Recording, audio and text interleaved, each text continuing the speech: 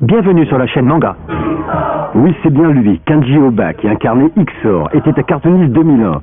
Sans costume ni laser aux lames, Xor nous a avoué quels étaient ses passages préférés dans cette série devenue mythique. Personnellement, j'adorais quand nous tournions les scènes de la dimension parallèle.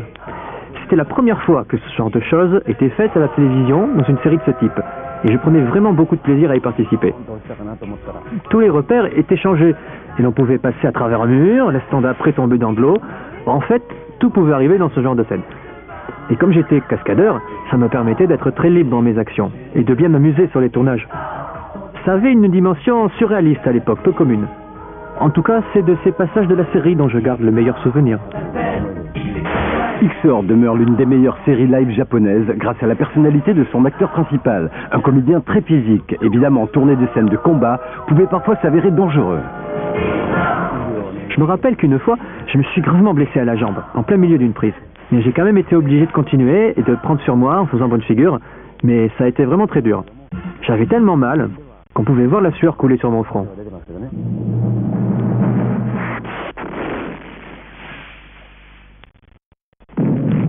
Et en revoyant les épisodes d'Xor et le succès qu'a remporté son acteur au festival Cartoonist, difficile de ne pas rêver d'une suite à ses aventures.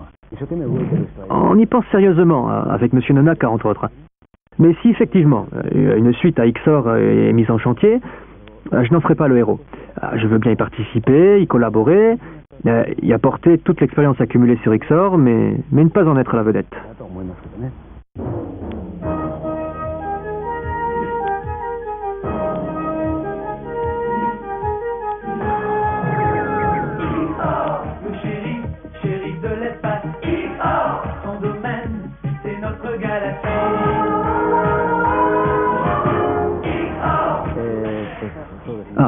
Quand est sorti Star Wars au Japon et que j'ai vu les sabres laser si impressionnants, j'ai été complètement bluffé. Et ça a beaucoup marqué le jeune homme que j'étais alors.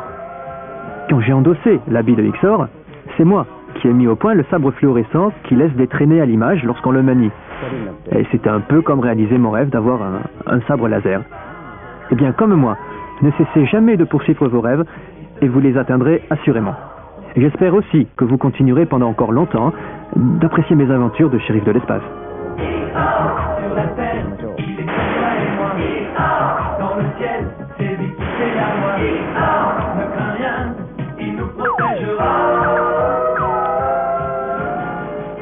Fin de